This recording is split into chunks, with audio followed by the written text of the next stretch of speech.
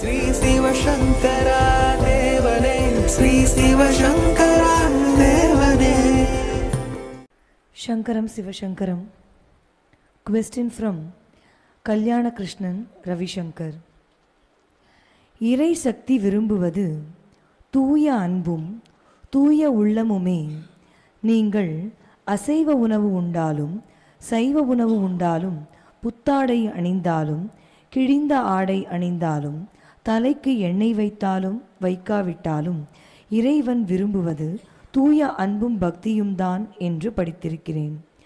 பாபா அவர்கள் இறைவனை காண பல வருடங்கள் தவநிலை மேற்கொண்டு பல மலைகள் காடுகள் அலைந்து திரிந்து குடும்பத்தை விட்டு ஒரு பித்தனை போல் வாழ்ந்த காலங்கள் பல உண்டு. அப்படி அலைந்து திரிந்த நாட்களில் மக்கள் உங்களின் இறை ஆற்றலை புரிந்து கொண்டார்களா அல்லது ஓர் பித்தன் என்று நினைத்து விட்டார்களா? விளக்கவும். First part of the question is about the habits or discipline and the மாதிரி இல்லை ஹேபிட்ஸுங்கிற மாதிரி. அன்பின் வழியது உயிர்நிலை. அன்புங்கிறது இருக்கு இல்லையா, அதை வச்சு தான் இந்த ஆத்மா இயங்குகிறது. அப்போது அன்புங்கிறது என்ன? நாம் வெறும் மனுஷங்கக்கிட்ட வைக்கிறது இல்லை, இயல்பு முதலாகி எல்லா ஜீவராசிகள்கிட்டையும் நமக்கு அன்பு இருக்கணும். வள்ளலார் என்ன சொல்கிறார்? எல்லா உயிரும் என் உயிர் ஆயின. இந்த உலகத்தில் இருக்கிற எல்லாமே என்னுடைய உயிர் தாங்கிறார். ஈஸ்வர சர்வபூதானாம் என்று கிருஷ்ண பரமாத்மா சொல்கிறார். ஈஸ்வரன் தான் இந்த உலகத்தில் இருக்கிற எல்லா படைப்புகளிலும் இருக்கிறார். இந்த creator is enshrined in all his creations அப்படின்னு அர்த்தம். அதனால் ஒரு குறிப்பிட்ட நிலை வருகிற போது உங்களுக்கு ஒரு காக்கை சிறகினிலே நந்தலாலான்னு பார்க்கணும். காக்காவை பார்த்தா இதில் நந்தலாலா தெரியணும், மயிலை பார்த்தா முருகர் தெரியணும், பாம்பை பார்த்தா அம்பாள் தெரியணும். அந்த மாதிரி ஒரு ஐடென்டிஃபிகேஷன் உலகத்தில் இருக்கிற எல்லா ஜீவராசிகள்கிட்டையும் உங்களுக்கு வரணும். அதை விட்டுட்டு இந்த நீங்கள் சாப்பிட்ற இந்த சோகால்டு மிருகங்கள் இதெல்லாம் எதுக்காகனா உங்கள் உடம்பு சம்மந்தப்பட்ட விஷயம். உங்கள் உடம்பும் அதே மாதிரி தானே. ஒரு காலத்தில் தேர்வேர் கேனிபால்ஸ், மனிதர்களை அடித்து சாப்பிடுகிற நரமாம்ச பட்சணிகள் எல்லாம் இருந்தாங்க. இப்போ அதெல்லாம் மாறிப்போச்சு இல்லையா? இன்றைக்கி நரமாம்சம் யார் சாப்பிட்றாங்க? அதே மாதிரி மாம்சம் சாப்பிட்றவங்களையும் நீங்கள் பாருங்கள். முஸ்லீம்ஸ் எல்லாம் பன்னியை தொடமாட்டாங்க இல்லையா? அந்த மாதிரி சில பேர் பசுவை சாப்பிட மாட்டாங்க. இப்படி ஒவ்வொருத்தருக்கும் ஒரு கலாச்சாரத்தின்படி இதை சாப்பிடணும் இதை சாப்பிடக்கூடாதுங்கிற மாதிரி இருக்குது. So you have strong preferences even it comes to eating habits. And the moment your heart or soul gets mellowed, you will not be able to concentrate on non-vegetarian food habits. இல்லையா? ஆரம்பத்தில் இந்த ஜனங்க இந்தியாவில் இருக்கிறவங்க இல்லை சில China மாதிரி இருக்கிறவங்கெல்லாம் சாப்பிட்றதுக்கு என்ன காரணம்னா தி ingredients which go along with the non-vegetarian cooking. When you go to Europe and America and all, fridge-லேருந்து they will take a cold freeze flesh and give it to you. நீயே அங்கே போனேனாக்கா வெஜிடேரியன் ஆயிடலாமான்னு தோணும். ஏன்னா அது யார் பச்சைக்காரி எப்படி தின்னுவாங்க டீப் ஃப்ரீஸிலேருந்து எடுத்து. அதனால் இந்த food ஹேபிட்ஸுங்கிறது they are directly connected to your taste buds. அதனால் அது ஒரு பெரிய விஷயமே கிடையாது. நாம் ஒரு பார்பரியனாக இருந்தோம். கேனிபால் ஸ்டேட்லேருந்து இன்றைக்கி மனித நாகரிகம் வளர்ச்சி அடைஞ்சு அதுக்கு பின்னால் நாம் பயிர்கள் காய்கறிகள் பழங்கள் இதையெல்லாம் உற்பத்தி செய்ய ஆரம்பித்தோம். So we have sufficient food which is available for us not to kill other animals இல்லையா? அந்த அளவுக்கு ஃபுட் வெரைட்டிஸ் எல்லாம் இன்றைக்கி வந்துடுச்சு. இதெல்லாம் காமாக திங்க் பண்ணணும். ஆனால் மக்களுக்கு இந்த ஃபுட் ஹேபிட்ஸுங்கிறது சின்ன வயசுலேருந்து வந்துடுது. அதாவது இந்த பெரியவங்க சும்மா இருக்க மாட்டாங்க, தின்னு அப்போ தான் நீ ஸ்ட்ராங்காக இருப்ப அப்படின்வாங்க. யானை வெயிட்டேரியனு, அது ஸ்ட்ராங்காக இல்லையா? அது உட்காந்து புலி தின்னு நான் உட்காந்துச்சு. அதனால் இதெல்லாம் நம்முடைய முட்டாள்தனத்தினால் வருகிற விஷயங்கள். இது first part of the question. Second part what? இறைவனை தேடி அலைந்து திரிந்த காலங்கள். இறைவனை தேடி சிவசங்கர் பாபா அறிந்த காலத்தில் சாப்பாடுங்கிறது ஒரு மேட்ரே கிடையாது. நான் எவ்வளோ நாள் வேணுன்னா சாப்பிடாது இருப்பேன். திருவண்ணாமலையில் ஒரு நாளைக்கு ஒரு கிளாஸ் பசும்பால் குடிச்சிட்டு வேறு ஒன்றுமே சாப்பிட மாட்டேன். ஈவன் காஃபி டீ கூட சாப்பிட மாட்டேன். இன்னொரு நேரத்தில் ஒரே ஒரு சப்பாத்தி எதுவும் தொட்டுக்காமல் அப்படியே சாப்பிட்டு ஒரு நாளைக்கு ஒரு சப்பாத்தி அப்படியே இருப்பேன் நான். இப்போ இங்கே ஒரு சாமியார் வந்துட்டு போனார்ல, ஒரு 6-7 மாதத்துக்கு முன்னே வந்தார். அவர் திருவண்ணாமலை மலை சுற்றுறாரு, விழுப்புரம் சித்தர். ஸோ அவர் என்ன பண்ணுறாரு, மலை சுற்றுறதுக்கு கொஞ்சம் எனர்ஜி வேணுன்றதுனால ஒரு நாளைக்கு ஒரே ஒரு இட்லி சாப்பிட்டுட்டு மலை சுற்றுறாரு. இப்படி ஒவ்வொருத்தரும் அவங்களுடைய சிஸ்டம்ஸ் வச்சுக்கிறாங்க. ஸோ சிவசங்கர் பாபா காடுகளுக்கெல்லாம் போன காலத்தில், ஆரம்ப காலத்தில் எதுவுமே எடுத்துன்னு போக மாட்டார். செருப்பு போட மாட்டார், ஷேப் பண்ண மாட்டார், சட்டு போட மாட்டார். அவர் பாட்டி காட்டில் போய் ஒரு பாறை மேலே உட்காந்துக்கிட்டு அப்படியே இருப்பார், வெறும் தண்ணியை குடிச்சிட்டு உட்காந்துருப்பார். பின்னாளில் கொஞ்சம் கொஞ்சம் ட்ரைனிங் எல்லாம் வர ஆரம்பித்த பின்னால், after getting trained for this type of big விரதம்ஸ், நான் அம்பாசமுத்திரத்தில் இறங்கி அங்கே ஒரு 4 ரூபாய்க்கு ஒரு எலுமிச்சங்காய் ஊறுகாய் வாங்கிக்குவேன், 1 கிலோ அரிசி வாங்கிக்குவேன், பால்கோவா வாங்கிக்குவேன். காட்டில் போய் அங்கே நிறைய இந்த சட்டி இருக்கும், 3 கல் வச்சு யாகம் பண்ணுறதுக்காக எடுத்துகிட்டு போனேன். அந்த நெருப்பு குச்சி வச்சு வளர்த்துக்கிட்டு அதில் பால்கோவாவை நல்லா சூடு பண்ணி ஒரு நாளைக்கு 1 கிளாஸ் அந்த பால்கோவா சூடான உடனே பால் கிடைக்குமா அதை குடிச்சிடுவேன். அதுக்கப்புறம் ஒரு கைப்பிடி அரிசியை கஞ்சி மாதிரி வச்சுன்னு ஒரு ஊறுகாய் தொட்டுன்னு சாப்பிட்டு இருப்பேன். இப்படியெல்லாம் நான் விதவிதமான விரதங்களை வச்சு என்னை நானே பயங்கரமாக ட்ரைனிங் பண்ணிட்டேன். எனக்கு ஃபுட்டுங்கிறது ஒரு ப்ராப்ளமே இல்லை. எவ்வளோ நாள் வேணாலையும் என்னால் சாப்பிடாமல் இருக்க முடியும். 48 நாள்லாம் விரதம் இருந்திருக்கேன்னு சொல்கிறேன் இல்லையா, அந்த மாதிரி பல விரதங்களை, பலவிதமான விரதங்களை நான் இருந்திருக்கேன். பைபிளில் ஒரு வாசகம் வரும், இப்பொழுது பசியாக இருக்கிற நீங்கள் பாக்கியவான்கள், பரலோக சாம்ராஜ்யம் உங்களுடையது. Whoever is fasting for God, the heavens, the gates of heavens open for them அப்படின்னு அர்த்தம். ஏன் அந்த மாதிரி சொல்கிறாங்கன்னா, நம்ம உடம்புல இந்த இடத்துல நெருப்பு இருக்குது. நீ இட்லி தோசை புண்ணாக்கெல்லாம் போட்டுனேங்கிற போது அந்த நெருப்பு எரிஞ்சிக்கிட்டே இருக்குதா, அதுக்கு சாப்பாடு இன்னும் வேணும் இன்னும் வேணும்னு இருக்கும். நீ சாப்பாட்டை விட்டுப்பார், அப்போ அந்த அக்னியினுடைய ஜுவாலைகள் உன் உடம்பு தலையிலேருந்து கால் வரைக்கும் எல்லா பகுதிக்கும் போய் உடம்புல இருக்கிற எல்லா டாக்ஸின்ஸையும் அப்படியே சாப்பிட்ரும். So it is good for your health. விரதம்ன்றது தெலுங்கில் இல்லை சான்ஸ்கிரிட்டில் நாங்கள் சொல்லுவோம், லங்கனம் பரம ஔஷதம் அப்படின்னும். லங்கனம்னா விரதம் இருக்கிறது, பரம ஔஷதம்னா எல்லாத்த விட பெரிய வைத்தியம் அதுதான் அப்படின்னு. நீங்கள்லாம் கேரளா அந்த இது இருக்கு இல்லையா, நேச்சர் க்யூர் சென்டர்ஸ், நம்ம ஆளுங்களும் போயிருக்காங்க, நிறைய நேச்சர் க்யூர் சென்டருக்கு. அங்கே போனோடனே அவங்க என்ன பண்ணுவாங்க, உங்களுக்கு எனிமா கொடுத்துருவாங்க. உங்கள் உடம்புல இருக்க எல்லா நெகட்டிவையும் எடுத்துகிட்டு ஒரு 3-5 நாளைக்கு வெறும் எலுமிச்சம் பழம் ஜூஸு, அதில் 2 ட்ராப் ஹனி போட்டு குடிக்க சொல்லுவாங்க. 3-4 நாளைக்கு இதே தான் உனக்கு. கொஞ்சம் லூக் வார்ம் வாட்டர் கொடுப்பாங்க. 4-5 நாள் ஆன உடனே ஏதாவது சேலட் மாதிரி கொடுப்பாங்க. இப்படி தான் பண்ணுவாங்க அவங்க. ஸோ ஒரு 2 வீக்ஸ் அந்த மாதிரி பண்ணுற போது டெய்லி ஒரு மசாஜ் வேறு பண்ணுவாங்க.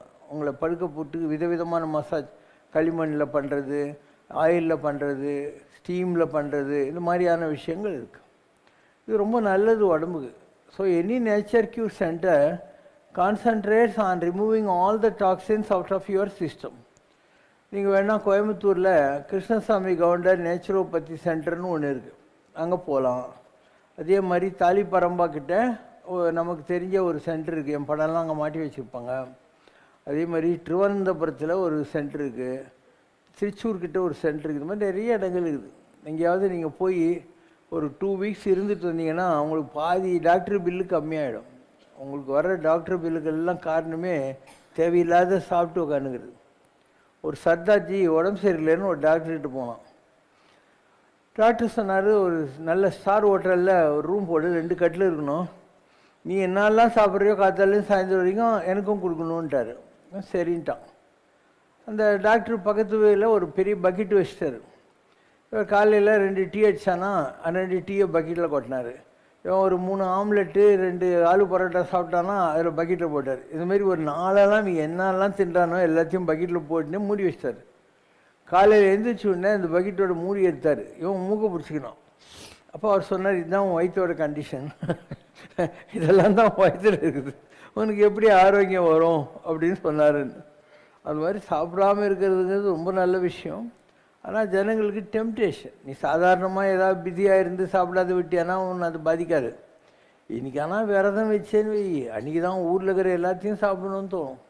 இல்லை அன்றைக்கி there is a revolt in your system that you are missing so many things on that day. அது ஒரு நாள் நீ கஷ்டப்பட்டு தம் கட்டி இருந்துட்டுன்னு வை, அதுக்கப்புறம் அன்றைக்கி நைட்டு சூப்பராக தூக்கம் வரும், மறுநாள் காத்தால் கலகலான்னு இருக்கும். அதனால் விரதம் இருந்து பார்த்தா தான் விரதத்தோட மகிமை தெரியும். அதனால் சிவசங்கர் பாபாவுக்கு ஃபுட்டுங்கிறது ஒரு பெரிய விஷயம் இல்லை. இன்னி கூட என்னால் சாப்பிடாம எவ்வளோ நாள் வேணால் இருக்க முடியும். அவசியம் நேரத்தில், ஏன்னா நான் சாப்பிட்றதே ரொம்ப கம்மி தான். இதுக்கெல்லாம் சும்மா மைண்டில் கண்ட்ரோல் இருந்தாவே போகிறோம். நீ வந்து பெருசாக அழட்டிக்கவே தேவையில்லை. அவர் body is very elastic and it is capable of living with less food. நீ கவலைப்பட தேவையில்லை, ஒன்றும் ஆகாது.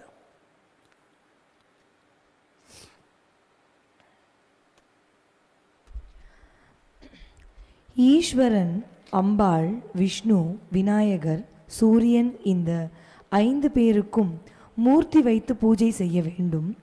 இதற்கு பஞ்சாயதன பூஜை என்று பெயர். அங்கங்களோடு விக்கிரகங்களாக இல்லாமல் இந்த 5ஐயும் இயற்கையாகவே கிடைக்கும் 5 வஸ்துக்களில் ஆவாகனம் இல்லாமலே பூஜை செய்வது ஒரு சம்பிரதாயம். இவற்றில் ஈஸ்வரனுக்குரிய பானலிங்கம் நர்மதை நதியில் ஓங்கார குண்டத்தில் கிடைக்கிறது. அம்பிகையின் ஸ்வரூபமான ஸ்வர்ணமுகி ஷிலா என்ற கல் ஆந்திராவில் ஸ்வர்ணமுகி ஆற்றில் கிடைக்கிறது. அது தங்க ரேகோடிய கல். விஷ்ணுவின் வடிவமான சாலக்கிராமம் நேபாளத்தில் கண்டகி நதியில் அகப்படுகிறது. சூரியனுக்குரிய ஸ்படிகம் தஞ்சாவூரில் வல்லத்துக்கு பக்கத்தில் கிடைக்கிறது. விநாயகருக்கு உருவான சோனபத்ரக்கல் கங்கையிலே கலக்கிற சோனா நதிக்கரையில் அகப்படுகிறது. ஆக இந்த 5ஐயும் ஓரிடத்தில் வைத்தால் இந்த தேசம் முழுவதையுமே ஒன்று சேர்த்து வைத்தது போல ஆகும் என்கிறது வேதங்கள். இந்த பஞ்சாயதன பூஜை பற்றி பாபா அவர்கள் தெளிவுபடுத்தவும், இந்த கற்களை பூஜிப்பதின் மூலம் இயற்கையின் சக்தியினை ஒருமைப்படுத்தி ஒரே பூஜையில் எல்லா தெய்வங்களையும் வழிபாடு செய்வதை நமது முன்னோர்கள் வழிவகுத்தது என்று கூறுகிறீர்களா? இந்த பூஜை முறைகளை எல்லோரும் செய்யலாமா? நட்ட கல்லை சுற்றி வந்து 4 புஷ்பம் சாத்தியே சுற்றி வந்து மொனமொனென்று சொல்லும் மந்திரம் ஏதடா, நட்ட கல்லு பேசுமோ நாதன் உள்ளிருக்கையில் சுட்ட சட்டி சட்டுவோம் கரிச்சுவை அறியுமோ. இது சிவாக்கியருடைய பாடல். நம்ம இந்த ஆத்மா பூஜைக்கு போயிட்டோம்னா இந்த கல் காகிதம் இதெல்லாம் கட்டிட்டு அழுவ வேண்டியதில்லை. இதில் போய் மாட்டிக்கினீங்கன்னாக்கா உங்களுக்கு எல்லாமே ப்ராப்ளம் ஆகிடும். நீங்கள் ட்ராவல் பண்ணுறீங்க, வாரியார் சாமி இருந்தார் இல்லையா, அவர் ஒரு பொட்டியை தூக்கின்னு போகணும். நிறைய பேர் லிங்காயஸ்ன்னுவாங்க, வாரியார் சாமி இவங்கெல்லாம் கல் இப்படி ஒரு கல் பொட்டி கட்டின்னு இருப்பாங்க, கழுத்தில் கட்டின்னு சுற்றின்னு இருப்பாங்க. லிங்காயத்தெல்லாம் அப்படி தான் லிங்கத்தை கட்டிக்கின்னு சுற்றின்னு இருப்பாங்க. ஸோ இந்த மாதிரியான புற பூஜைகளில் போகிற போது ஃபஸ்ட்டு பாயிண்ட்டு ஒரு ப்ராக்டிக்கலி பல சூழ்நிலைகள், நீங்கள் உங்கள் ஊர் விட்டு எங்கேயும் போகாது வீட்லேயே உட்காந்துக்கிற ஆளாக இருந்தால் சூட் ஆகிடும். நீங்கள் ட்ராவலெல்லாம் பண்ணுற ஆள் பிஸியான ஆளாக இருந்தால் இதெல்லாம் கட்டிக்கிட்டு போகிறதுன்றது ப்ராக்டிக்கலாக பாசிபிள் இல்லை. ஏர்போர்ட்டில் என்ன பண்ணுவேன், ரயிலில் உட்காந்துன்னு என்ன பண்ணுவேன் இல்லையா, you get into lot of இந்த practical difficulties in all these things. அதனால் best way is to go மானசீக பூஜை, மனசுக்குள்ளேயே பூஜை பண்ணுறது. காஞ்சிபுரத்தில் கைலாசநாதர் கோயிலை கட்டினான் பல்லவராஜா. அவன் அதுக்கு கும்பாபிஷேகத்துக்கு டேட் வச்ச போது சிவன் கனவுல சொன்னார், நான் வந்து அந்த டேட்டுக்கு வர முடியாது, வேறு ஒரு கோயில் கும்பாபிஷேகத்துக்கு ஒத்துக்குன்னு இருக்கேன், நீ மாற்றி வையின்றார். இவன் நம்முடைய பல்லவ ராஜ்யத்தில் நமக்கு தெரியாது யாரா கோயில் கட்டிக்கிறான்னு சிப்பாய்களெல்லாம் அனுப்பிச்சு பார்த்துன்னு வர சொல்கிறான். எங்கேயாவது கோயில் கட்டிக்கிறாங்களா, நாளைக்கு கும்பாபிஷேகமாக பாருங்கன்ட்டு.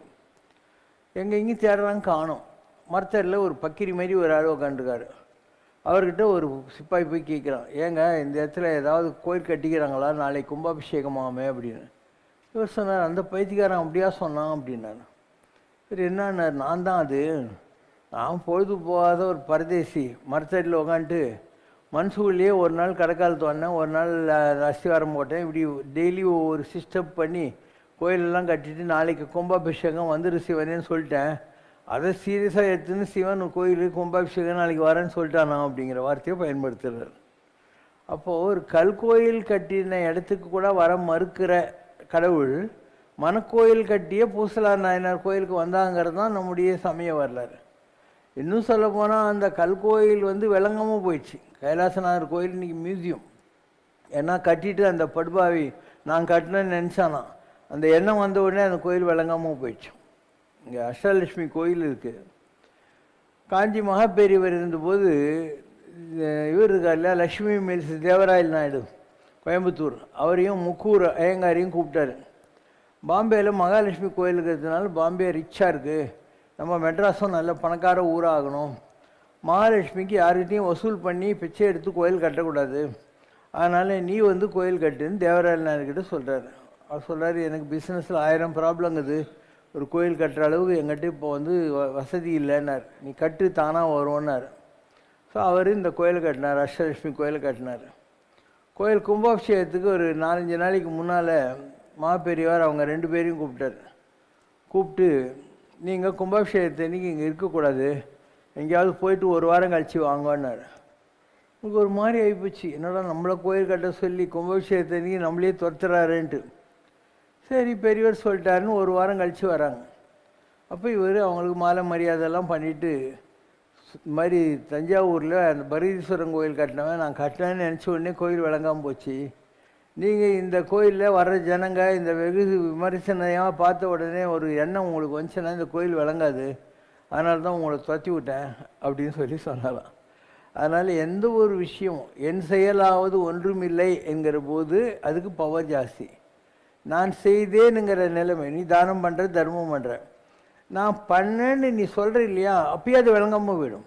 அருணகிரிநாதர் சொல்கிறாய், கெடுவாய் மனநே கதி கேள், ஏன் மனமே நீ உருப்பட்டத்துக்கு வழி சொல்கிறேன், கரவாது இடுவாய், நல்லா ஒழிச்சு வைக்காமல் நீ தான தர்மம் பண்ணிக்கினே இரு, செய்கிற போது எல்லாம் முருகன் கொடுத்த பிச்சைன்னு நினச்சிக்கோ, வடிவேல் இருதால் நினைவாய் நினைவாய், கெடுவாய் மனநே கதி கேள், கரவாது இடுவாய், வடிவேல் இருதால் நினைவாய் நினைவாய், விடுவாய் விடுவாய் வினையாவையுமே. நான் செய்கிறேங்கிற எண்ணத்தை நீ விட்டுட்டு செய்யணும், அப்போ தான் நீ உருப்படுவேன்னு அர்த்தம்.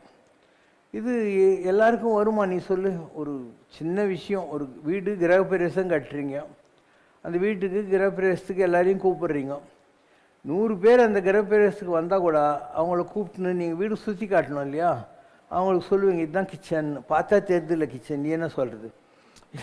மனசில் அந்த ஒரு கிக் இருக்கு இல்லையா, அதனால் இதுதான் கிச்சன், இதுதான் டாய்லெட்டு, இங்கிலீஷ் கேசட் வச்சுருக்குறோம். இதுனா நம்ம மனசில் இருக்கக்கூடிய ஒரு கன்சீல்டு ஜாய் ஆர் கன்சீல்டு ஈகோவினுடைய புற வெளிப்பாடு இல்லையா. ஒருத்தன் பார்த்தாலே தெரியுது இந்த வீட்டில் என்ன 600 ஸ்கொயர் ஃபீட் இருந்து 1000 ஸ்கொயர் ஃபீட்டு, இதுதான் ஹாலு, இதுதான் கிச்சன், இதுதான் டைனிங் ஹாலு, இதுதான் டாய்லெட்டு, இது தவிர வேறு என்ன இருக்குது தெரிஞ்சுக்கிறதுக்கு ஒரு வீட்டில் பார்க்கறதுக்கு. அதனால் இது ஒரு மனுஷனுடைய மனசு இந்த மாதிரிலாம் தான் பண்ணும். ஆடுமாறு ஆடி அடங்குமாறு அடங்கும் காலத்துத்தான் அருள் ஒளியின் பூரணத்தை காண முடியும் என்றோம். மனசு ஆடாத ஆட்டமெல்லாம் ஆடும் பாடும், அதனால் இது அடங்கணும். இப்போ சித்தியெல்லாம் பெற்றாலும் சிரமடக்க கற்றாலும் மனமடக்க கல்லாருக்கு வாயேன்னு பராபரமே, எல்லாத்தையும் அடக்கிடலாம், மனசு அடக்க முடியாது, இதுக்கு வாயை வச்சுன்னு உலகத்தில் ஏமாந்து போகிற அப்படின்னு அர்த்தம். அதனால் யாராக இருந்தாலும் இது வந்து த மோர் யூ குரோ, ஒரு காமன் கம்போஸ்டாக ஆயினீர். ஒரு கல்யாண வீட்டுக்கு போகிற, ஒரு மத்தியானம் லஞ்சுக்கு உன்னை கூப்பிட்ருக்காங்க, நீ உட்கார போகிற. அப்போ ஆரம்பத்தில் அந்த டேபிள் சேரு எல்லாத்துலேயும் டங்கு பொங்குன்னு இடிப்பாங்க, பாத்திரம்லாம் கொண்டாந்து வைப்பாங்க, ஒரே கலைபரமாக இருக்கும். எல்லோரும் ஒரு வழியாக போய் உட்காந்து இலை போட்டு அதில் கொஞ்சம் ஒரு மூலையில் ஒரு பாயசம் பருப்பு இதெல்லாம் வச்சுட்டு எல்லோரும் சாப்பிட்றாங்கன்னு சாம்பார் ஊற்றி போட்ட உடனே அந்த சத்தம் கொஞ்சம் அடங்கி போயிடும், 50% அடங்கிடும் எல்லோரும் சாப்பிட ஆரம்பிச்சோன்னு. அதுக்கப்புறம் பாயசம் ரசம்லாம் வரப்போது கலக் புலக் சவுண்டு தான் இருக்கும், தயிர் சாதம் நக்கிற சவுண்டு தான் வரும். ஸோ நீ ஆடி அடங்கும் வாழ்க்கையடாங்கிற மாதிரி ஆரம்பத்தில் ஆர்ப்பாட்டமாக தொடங்குற ஒரு விஷயம் நீ சாப்பிட்டு முடிக்கிற போது ஒன்றுமே இல்லாத ஆயிடுது. அதனால் இந்த நிறை குடம் தழும்பாது, அரை குடம் தழும்பும்னுவாங்க. அதனால் ஆரம்ப காலத்தில் தான் இதெல்லாம் இருக்கும். ஒரு நிலையை தாண்டிட்டுன்னு வை, நிலையின் தெரியாது அடங்கியான் தோற்றம் மலையினும் மான பெரிதுங்கிறார். நிலையில் ஸ்டெட்டியாக இருக்கானோ மலையை விட உயர்ந்துட்டான் அப்படின்னு அர்த்தம். அது தானாக தான் வரும், எடுத்த உடனே ஆர்ப்பாட்டமாக தான் இருக்கும். ஆனால் நாளடைவில் when you understood that these things are all nothing, இதை விட பெரிய அச்சீவ்மெண்ட் பண்ணவங்கலாம் இருக்கிறாங்க அப்படின்னு நமக்கே தெரிய ஆரம்பிச்சிடும். ஆரம்பத்தில் நம்ம சின்ன சாதனைகளே நமக்கு ரொம்ப பெரிய விஷயமாக தெரியும். நீ யோசனை பண்ணு. இப்போ ஒரு சாதாரணமாக ஒரு இது கட்டுறாங்க, கோயில் கட்டுறாங்கன்னு வச்சுக்கோ, ஒரு காலனியில் அவங்க ஒரு 600 ஸ்கொயர் ஃபீட்டு கோயில் கட்டினதுக்கே அவங்களுக்கு அவ்வளோ சந்தோஷமாக இருக்கும், ஒரு பெருமிதம், செல்ஃப் எஸ்டீம்னு வாங்க. இப்போ நாம் இருக்கோம், இவ்வளோ கோயில் கட்டிக்கிறோம் இல்லையா, கட்டாத கோயிலே கிடையாது. எல்லா சாமிக்கும் கோயில், மசூதி என்ன, ஜெயின் என்ன, புத்தர் கோயில் என்ன, சர்ச் என்ன, எல்லா இடத்தையும் ஜாலியாக கட்டிட்டு உட்காந்துருக்கிறோம். இதில் நமக்கு வந்து ஒரு கிக்கு வர்றதில்லை. எல்லாம் கட்டி முடிச்சிட்டோம், இன்னும் என்னங்குது, இன்னும் பண்ணுறதுக்கு ஒன்றும் இல்லைங்கிற மாதிரி மனசு அடங்கிடும். ஒரு நிலைக்கு மேலே நமக்கு அந்த காமன் கம்போஸ்ட்டுங்கிற ஒரு நிலை வந்துடும். ஸோ ஆரம்பத்தில் வர்ற வேர்டுக்கு என்ன பேருன்னா செல்ஃப் ப்ரைடுன்னு பேர். அடங்கின பின்னால் வர்றதுக்கு பேர் செல்ஃப் எஸ்டீம். உன் மனசில் ஒரு சந்தோஷம் இருக்கும், நம்ம இதெல்லாம் சாதிச்சிருக்கோங்கிற மாதிரி. இந்த போஸ்டிங் இருக்காது. அதனால் செல்ஃப் ப்ரைடுக்கும் செல்ஃப் எஸ்டீமுக்கும் வித்தியாசம் இருக்குது. ஆனால் வரும். தமிழ் இலக்கியத்தில் இதுக்கு பெருமிதம்னு பேர், தருகன் அல்லது பெருமிதம் அப்படின்வாங்க. ஸோ ஒவ்வொருத்தரும் அவங்களுடைய அனுபவத்தினால தான் மேலே போவாங்க. அவரவர் அனுபவம் அவர் தம்மை அறிவது. ஒவ்வொருத்தரும் வாழ்க்கையில் முன்னுக்கு வர்றதுக்கு அவங்களுடைய அனுபவங்கள் தான் எல்கேஜியிலேருந்து அடுத்த லெசனில் அவங்கள கொண்டு போகுது. அதனால் everyone has to undergo the வின்வீல் of experiences, then you will become calm and composed. அதுக்கப்புறம் அதில் ஒரு பெரிய இன்வால்மெண்ட் கிக் உங்களுக்கு இருக்காது.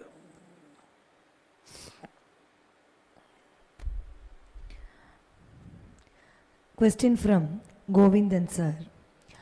நவகிரகங்கள் மனித வாழ்க்கையை ஆள்கின்றன என்பது உண்மை என்று பல அருளுரைகளில் தாங்கள் தெரிவித்திருக்கிறீர்கள்.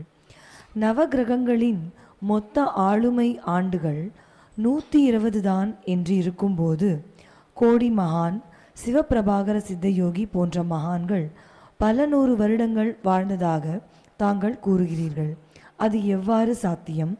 அவர்கள் ஒரே உடலில் வாழ்ந்தார்களா அல்லது வெவ்வேறு உடல்களிலா? உலகத்தீரே மனிதனுக்கு வயது 100 அல்ல அப்படின்னு கபிலர் சொல்கிறார். 100 வயசு இருந்தாவே ரொம்ப பெரிய விஷயமுங்கிறது. இப்போ நீங்கள் ஒரு செல்ஃபோன் வச்சுன்னு இருக்கீங்க, பேசினே இருந்தால் சார்ஜ் இறங்கிடுது, ஒரே நாளில் கூட சார்ஜ் இறங்கிடுது. நீங்கள் ஒரு பாயிண்ட்டு தான் இருக்குது, நான் போய் ப்ளக் பண்ணிட்டு வரேன்னு சொல்லிவிட்டு ப்ளக் பண்ணிட்டு வந்து திருப்பியும் பேசுகிறேன். அந்த மாதிரி நமக்கு 100 வயசு ஆயுசுன்னு வச்சுக்கலாம்.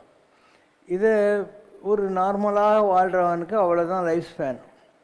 யார் ஒருத்தன் யோகா தியானம் இதுக்கெல்லாம் போய் ஒரு நிமிஷத்துக்கு 72 தடவை துடிக்கிற நம்முடைய லேப்டாப் இதயத்தை சுவாசத்தை கண்ட்ரோல் பண்ணி 70, 60, 50 அப்படி கொண்டு வந்துட்டு ஒரு நிலைக்கு மேலே அப்படியே அடக்கிடுறானோ இல்லையா, சுவாச பந்தனம்னு பேர். அவங்களால அந்த 100 வயசுங்கிறத எக்ஸ்டெண்ட் பண்ணிக்க முடியும், அவங்களால எக்ஸ்டெண்ட் பண்ணிக்க முடியும். ஆனால் அவங்க ஜனங்க நடுவில் இருக்க முடியாது, ஜனங்களுடைய சாப்பாடு சாப்பிட முடியாது. They have to seclude themselves. And ஒரு நிலைக்கு மேலே இந்த இடம் இல்லையா, அதுக்கு சாஸ்திராரன்னு பேர். இங்கேருந்து ஊசி மணியில் ஒரு தேன் கொட்டினா எப்படி இருக்கும் அந்த மாதிரி வந்துடும். இந்த நெக் இருக்கு இல்லையா, இந்த இடத்துல ஒரு யோக முத்திரை இருக்குது, அதுக்கு ஜலந்தர பந்தனம்னு பேர். இப்படி அடைக்கிறது. அப்போ அந்த ஒரு ஹனி இந்த இடத்துல இருக்குது இல்லையா, கீழே போகாது, போயிட்டு இந்த இடத்துல வயிற்றில் போய் அது ஃபார்ம் ஆகாது. ஸோ இதெல்லாம் யோகாவில் அடையக்கூடிய சில நிலைகள் தான். But you will go thin, ஏன்னா you don't take the normal food. அதனால் your body will lose weight and you will go very thin. But you can live. இந்த மூச்சு அடக்கிறதுனாலையும் அமிர்தம் சாப்பிட்றதுனாலையும் உங்களால் இருக்கலாம். இப்போ திருமூலர் போன்றவர்கள்லாம் 3000 வருஷம் இருந்தாங்கன்றாங்க. இப்படி தான் இருப்பாங்க. அவங்க என்ன பண்ணுறாங்க, கூடு விட்டு கூடு போயிடறாங்க. ரெண்டாவது பார்ட் ஆஃப் தி பதில். ஒரு திருமூலர் காட்டில் போயின்ட்டுருக்காரு. அவர் பேர் திருமூலர் இல்லை, அவர் பேர் சுந்தரமாமுனிவர். போகிறபோது ஆடுங்கள்லாம் உட்காந்து அழுதுன்னுக்குது, நடுவில் ஒரு புணம் கிடக்குது. அவன் ஒரு ஆட்டு இடையன், அவன் பேர் மூலன். இவன் எவ்வளோ நல்ல ஆட்டு மேய்ப்பனாக இருந்திருந்தாக்கா ஆடுங்கள்லாம் இவனுக்காக அழுவுதுன்னு சொல்லி தன்னுடைய உடம்பை ஒரு கூட்டில் வச்சுட்டு, குகையில் வச்சுட்டு, தன்னுடைய கூடு விட்டு கூடு பாஞ்சி பரகாய பிரவேசத்தில் இந்த உடம்புக்குள்ளே ஆடுங்களெல்லாம் மேய்ச்சிக்கின்னுட்டு அவன் வீட்டுக்கு போகிறார். போயிட்டு ஆடுங்கள்லாம் கட்டி எல்லாம் முடிச்சுட்டு சாப்பிட்டுட்டு தூங்க போகிற போது பொண்டாட்டி பக்கத்தில் படுக்கிறான். இவர், அம்மா நான் உன் ஹஸ்பண்ட் இல்லை, உன் ஹஸ்பண்ட் உடம்புல இருக்கிற ஒரு சாமியார், அப்படின்னோடனே அவள் என்னமோ ஆகிப்போச்சு எங்கள் வீட்டுக்காரனுக்குன்னு குய்யோ முறையோன்னு போய் ஊரை கூட்டிடுறான். அவங்களெல்லாம் கூட்டின்னு போய் காட்டுறாரு, பாருங்கள் இதுதான் நான், என் பேர் சுந்தரமாமுனிவர், இந்த மாதிரி ஹெல்ப் பண்ண போய் எனக்கு இந்த ஒம்பளை மாட்டி விடுறீங்களான்ட்டு. இப்போ அவங்க சொல்கிறாங்க, ஒன்று செய்யுங்க சாமி, நீங்கள் இந்த குடும்பத்துக்கு ஆதரவாக ஆடு மாடு மேய்ச்சிக்கிட்டு இருங்க, அண்டு குடும்பம்லாம் நடத்த வேணான்னு காம்ப்ரமைஸ் ஃபார்முலாவுக்கு வராங்க. ஸோ அவர் தான் பின்னால் மூலனுடைய உடம்புக்குள்ளே வந்து திருமூலராகி 3000 பாடல்களை பாடினவர். இது ஒரு நிலை. ஆதிசங்கரர் அவர் மண்டன மிஸ்ரன்ற ஒரு பிரம்மா, சரசவாணிங்கிறது சரஸ்வதி, அவங்க வீட்டில் வாதம் செய்யறதுக்காக போகிறார், சனாதன தர்மத்தை பரப்புறதுக்காக. அவரை கெரிச்சிட்டார் இவர், அந்த ரிஷியை கெலிச்சிடுறார். அவங்க ஒய்ஃப் சொல்கிறா, அவரில் பாதி நான், நீ எங்கிட்ட ஆர்கியூமெண்ட் பண்ணுன்றா. சரிம்மா அவள் சொல்கிறா, குடும்ப சுகத்தை பற்றி சொல்லுன்னு. இவர் 12 வயசுலேயே பலபிரமச்சாரி ஆனவர்.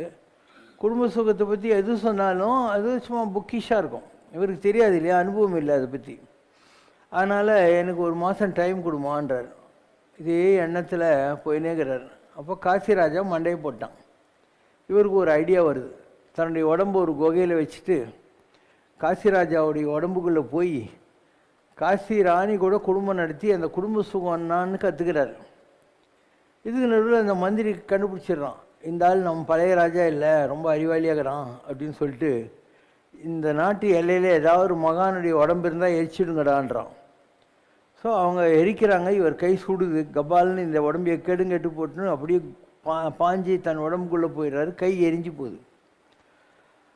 அப்போது அவருடைய சிஷ்யர் பத்மபாதர் இருக்கார் இல்லையா, அவர் சொல்கிறார், ஒரு மகானுக்கு என்னந்தாலையும் ஆசீர்வாதம் பண்ணுற கை அழகாக இருந்தால் தானே முடியும், இது என்ன கறிக்கட்டை மாதிரி வச்சுருக்கீங்க, நான் நரசிம்மரை தான் உபாசனை பண்ணுறேன், நானும் கும்பிட்றேன் நீங்களும் கும்பிடுங்க, நெருப்பு கடவுள் அவர், அதனால உங்கள் கையை பழைய மாதிரி கொடுத்துருவார்னு.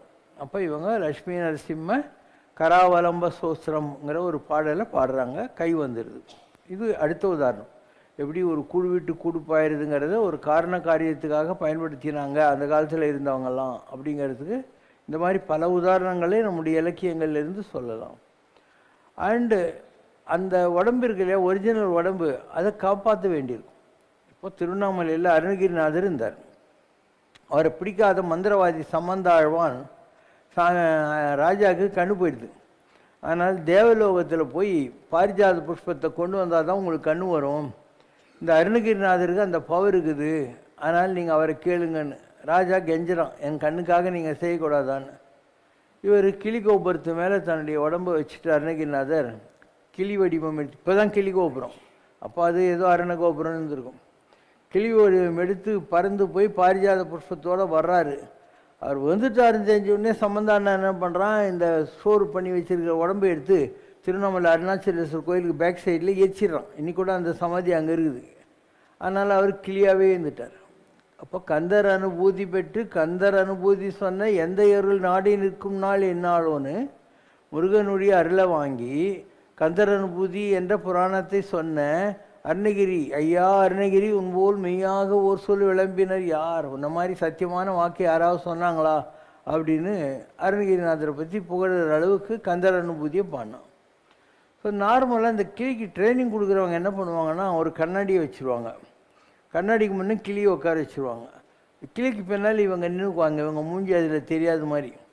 இவங்க அதுலேருந்து நமச்சிவாயன்னா அந்த கிளி என்ன நினைக்கும், அந்த கண்ணாடியில் இருக்கிற கிளி தான் பேசுது போல இருக்குதுன்னு நினச்சின்னு இதுவும் நமச்சிவாயணும். இப்படி தான் கிளிக்கு ட்ரைனிங் கொடுக்கறது. அப்போது முருகப்பெருமான் தானாகவே இந்த கந்தர் அனுபூதியை பாடினான் அருணகிரி கிளியை வச்சுக்கிட்டு அப்படிங்கிறது இன்னொரு சம்பிரதாயம். இன்றைக்கும் அவருடைய உடம்பு எரிஞ்சு போயிருக்குது, ஆனால் அவர் கிளி வடிவாக அந்த இடத்துல இருக்கார், திருவண்ணாமலையில் கிளி வடிவாக இருக்கார். அப்பப்போ ஏதாவது ஒரு உடம்புக்குள்ளே வராரு, நான் கூட பார்த்துருக்கேன். ராமசுரத்குமார் சாமிக்கிட்ட நான் ஒரு நாள் உட்காந்துருந்தேன், அந்த பிள்ளையார் கோயில் இருக்கு இல்லையா அங்கே. அப்போது ஒரு சாமி மாதிரி வந்துட்டு யாரும் எனக்கு சோறே வைக்க மாட்டேன்றாங்க, நீ கொஞ்சம் ஆர்டர் போடு எனக்கு சாப்பாடு வைக்க சொல்லி அப்படின்றாரு. அப்போது அவங்களுக்கு கூட நெய்வேத்தியம் வைக்கணும், நீங்கள் கோயிலில் சாமிக்கு வைக்கிற மாதிரி பரிவார தேவதைகளுக்கெல்லாம் வைக்கணும். இதுவே நிறைய பேருக்கு தெரியாது, நீ கொண்டாந்து வச்சு போடுற சாமிங்களெல்லாம் அந்த மாதிரி ஆகிப்போகுது.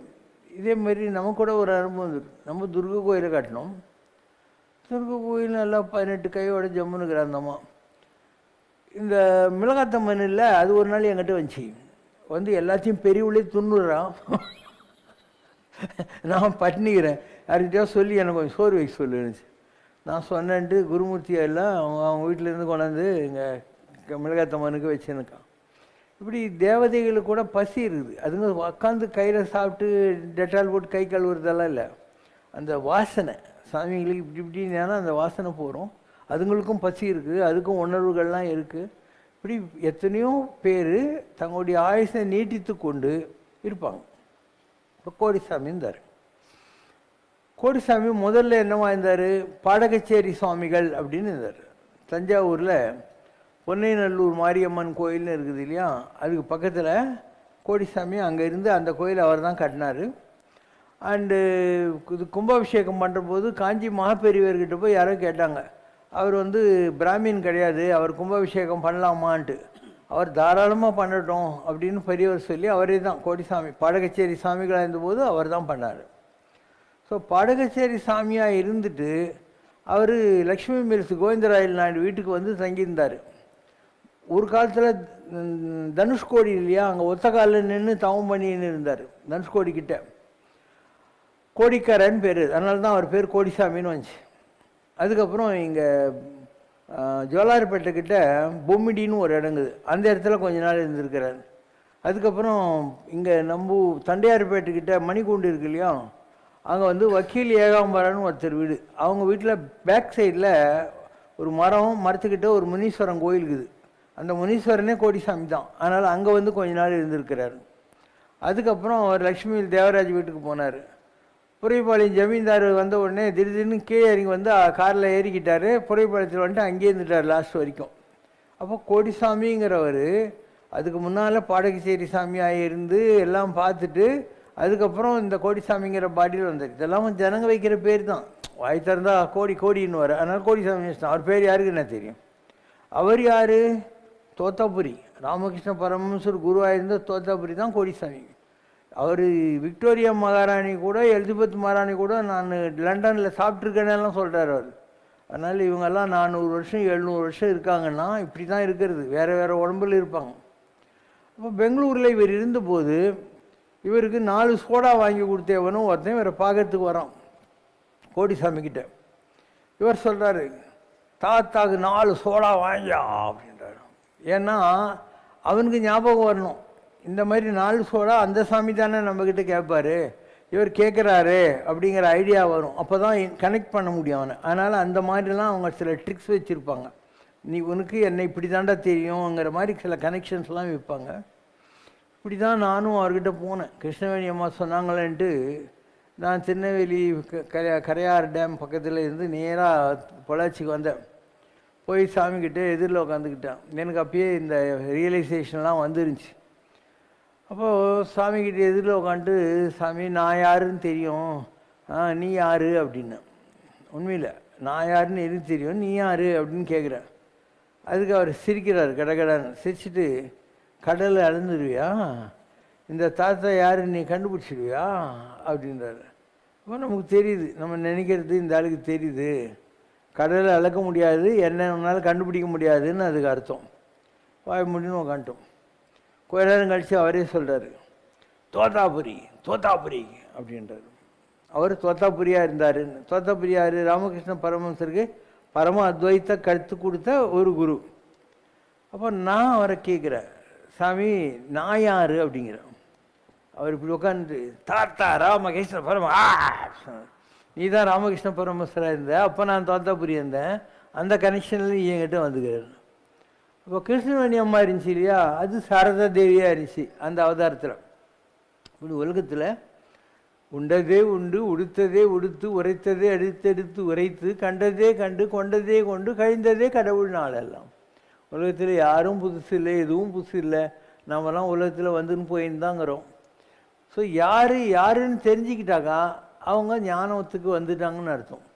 யாரும் தெரியல அப்படின்னா நம்ம இன்னும் உடம்பு, அதாவது we have only physical consciousness, we have no spiritual awareness. இதுதான் ரெண்டு பேருக்கும் உள்ள வித்தியாசம். ஸோ ஆத்மாவை அறிந்து கொண்ட பின்னாலும் நீ ஆத்ம ஞானி, அது வரைக்கும் சரீரத்தில் இருக்க. உனக்கு தெரிஞ்சாலும் தெரியலனாலையும் சரீரத்துக்குள்ளே இருக்கிற ஆத்மாவுக்கு எல்லாம் தெரியும். Atma is all knowing, all pervading. It's omnipotent, omniscient, இது. அதனால் ஆத்மாவுக்கு எல்லாம் தெரியும். இப்போ நீங்கள்லாம் ஒரு கோயிலுக்கு வர்றீங்க, இந்த குழந்தைங்கள்லேருந்து எல்லோரும் உட்காந்துருக்கீங்கன்னா இதெல்லாம் ஆத்மாவில் இருக்கிற பலம். இல்லைன்னா எப்படி வருவீங்கன்னு சொல்லு. இந்த அம்மா எங்கேயோ இருந்தால் மன்னார்குடியில் கல்யாணம் ஆகி சிங்கப்பூர் போனான், அப்புறம் நியூசிலாண்டு போனான், அதுக்கப்புறம் நீங்கள் வந்து மைக் பிடிச்சின்னு உட்காந்துங்கிறான். அப்போ அங்கெல்லாம் சுற்றிவிட்டு இங்கே வந்து உட்காந்துருக்கான். அவன் மாதிரி ஏன் வராங்க, ஏன் ஜனங்கள்லாம் வராங்கன்னே சொல்லி பார்க்கலாம். எல்லாருக்கும் ஏதோ ஒரு கனெக்ஷன் இருக்கும். அந்த கனெக்ஷன் இருக்கிறவங்க தான் வருவாங்க, இல்லாதவங்க வரமாட்டாங்க. நீ வெத்தலை பாக்கு வச்சு நாதஸ்வரம் வச்சு கூப்பிட்டு பாரு, கேளம்பாக்கத்து வாங்க ராமராஜ்யம், அங்கே நீ காலெலாம் செலவு பண்ண இதில் உனக்கு எல்லா மரியாதையும் கிடைக்கும், சாமி நல்லா கும்பிடலாம், வரமாட்டான். ஸோ இதெல்லாம் தான் ப்ராப்ளம். ஏன்னா ஆத்மாவுக்கு தான் அந்த பவர். ஏதோ ஒரு காரியம் இருந்தால் அந்த ஆத்மாக்கள் சந்திக்கும். நான் அமெரிக்காவுக்கு போனேன்னா அங்கே பாஸ்டன்னு ஒரு இடம். இந்த பாஸ்டனில் டாக்டர் சொருபாராணின்னு ஒரு அம்மா, அவங்க ஒரு இன்டர்நேஷ்னலி ஃபேமஸ் அனஸ்திஸ்ட். ஆப்ரேஷனுக்கு முன்னால் மயக்கம் வந்து கொடுப்பாங்க இல்லையா, அந்த படிப்பு படிச்சிருக்காங்க அவங்க. டாக்டர் அந்த அம்மா, நான் இருக்கிற இடத்துக்கு வந்து உங்கள் எதிரில் நான் வீணை வாசிக்கட்டுமா அப்படின்னுச்சு. வாசின்னு நான் உட்காந்துக்கிறேன். அந்த அம்மா எதிரில் உட்காந்துட்டு வந்தேன். கண்ணில் அந்த அம்மா எனக்கு தெரியல. மகாபாரத காலத்தில் ஏகலைவன் இல்லை வேட பையன், துரோணாச்சாரியார் அவங்ககிட்ட கட்டவரில் வெட்டி வாங்கிட்டார், அர்ஜுனனுக்கு போட்டியாக இவன் வந்துடக்கூடாதுன்னு சொல்லிட்டு. ஸோ அந்த ஆத்மா உட்காந்துன்னு வாசிச்சுன்னுக்குது வீணையா. நான் அந்த லேடியை கேட்குறேன், உனக்கு வந்து ஏதாவது ஏகலைவன் கூட உனக்கு கனெக்ஷன் இருக்கிற மாதிரி எண்ணங்கள் எப்பயாவது வந்திருக்காமான்ட்டு. சொன்னால் ஹவுஸ் சேஞ்ச், எனக்கு எப்பயுமே அந்த மாதிரி ஒரு எண்ணம் இருந்துக்கிட்டே தான் இருக்குது அப்படின்னா. அப்போ நான் துரோணாச்சாரியாராக இருந்தேன், அந்த பொம்பளை ஏகலைவனாக அந்த பிரிவில் இருந்தால், இந்த பிரிவில் அவள் அமெரிக்காவில் டாக்டரு, நான் அமெரிக்காவுக்கு போகிறேன், நாங்கள் மீட் பண்ணுறோம், என் கண்ணுக்கு அது யார் அப்படிங்கிறத காட்டுறாங்க. எல்லாரையும் காட்டுவாங்களா? காட்ட மாட்டாங்க. ஏதோ ஒரு காரணம் இருக்கணும். அதனால் ஏதோ ஒரு டிரைவ்டு பெனிஃபிட் இருந்தால் தான் அந்த ஆத்மா நமக்கு என்ன கனெக்ஷனுங்கிற மாதிரி அவங்க தெரிய வைப்பாங்க. இப்படி பலவிதமான விஷயங்கள் ஆன்மீகத்தில் இருக்குது. பாலப்பாடமே என்னென்னா ஆத்மா வேறு, சரீரம் வேறு. இந்த ரெண்டும் என்னைக்கு ஒன்றுத்துக்கு ஒன்று ரியலைஸ் ஆகி போச்சோ அன்றைக்கி தான் இந்த இதெல்லாம் வரும். இதுக்கு ஆத்ம ஞானம்னு பேர். தன்னை அறிதல்லாம் இதுதான். தன்னை அறிய தனக்கு ஒரு தாழ்வு இல்லை, தன்னை அறிந்தவன் தன்னைத்தானே அர்ச்சிக்கின்றான். இப்போது நான் சாமி கும்பிடு காட்டின்னு உட்காந்துன்னு இருக்கேன். நான் என்ன பக்தன் இல்லையா? நானும் பக்தன் தான். ஆனால் இந்த உடம்பு தான் கோயில், இதுக்குள்ளே இருக்கிற ஜோதி தான் இல்லான்ற, இந்த உடம்பு தான் கோயில், இதுக்குள்ளே இருக்கிற ஜோதி தான் கடவுள் எனக்கு தெரிஞ்சு போச்சு. ஊனுடம்பு ஆலயம் உள்ளம் பெருங்கோயில் தெரிஞ்சு போச்சு.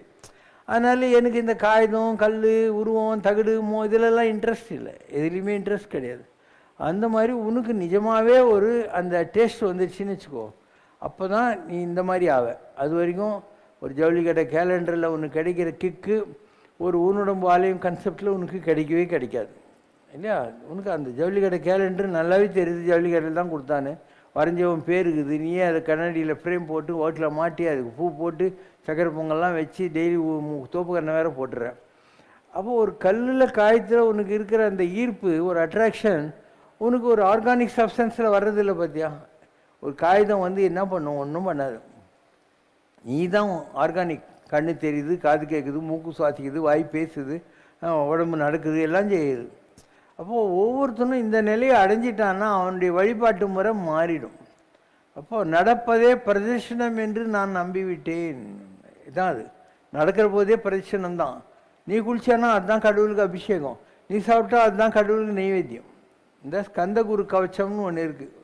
சேலத்தில் ஒரு சாமி இருந்தார், பெரிய மகான்னு சொல்லியிருக்கேன் நான், சாந்தானந்த சுவாமிகள். அவர் எழுதின கந்தகுரு கவச்சம், அதில் இதெல்லாம் தான் எழுதியிருப்பார். நடப்பதே பிரதர்ஷனம் என்று நம்பிவிட்டேன். புவனேஷி உணர்த்திடுவாய், புனிதனாக மாற்றிடுவாய், என்னையுமே காத்திடுவாய் எண்ணம்மே புவனேஷி.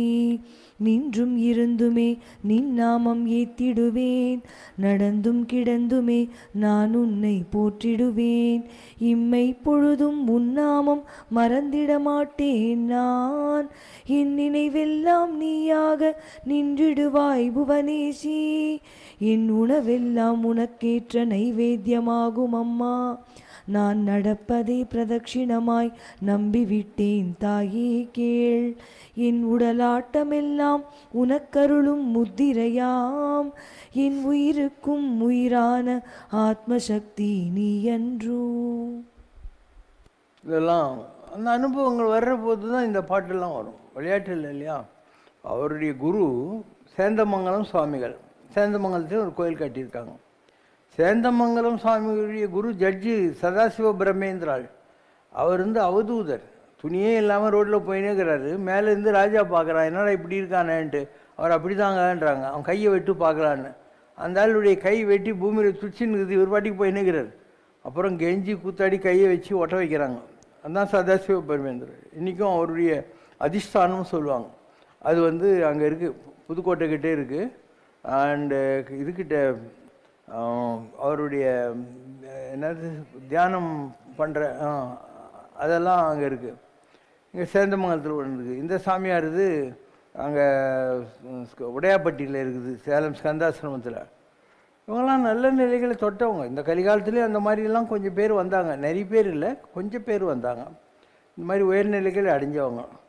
பட் என்ன ஆகுதுன்னா, எவ்வளோதான் உயர்ந்த நிலைக்கு போனால் கூட அவங்களுடைய வாசனாசுன்றாங்க இல்லையா, ஒரு பெருங்காயம் இருந்த டப்பாவுடைய ஸ்மெல்லு அதில் இருக்கும், பெருங்காயம் இல்லைன்னாலையும். அந்த மாதிரி அவங்களுடைய பர்சனல் இருக்குது இல்லையா, பொலைட்னஸ், ஈகோ, நாலெட்ஜு எல்லாமே கூட அந்த பெருங்காய டப்பாவில் இருக்கிற மாதிரி திருப்பியும் இருக்குது, அந்த உடம்புக்குள்ளே இருக்குது. அதனால் அவங்களும் கூட குன்றின் அனையாரும் குன்றுவனுங்கிற மாதிரி சில குறைபாடுகளை உடையவர்களாக இருக்கிறார்கள் என்றதை நானும் அனுபவத்தில் தெரிஞ்சு இருந்திருக்கேன்.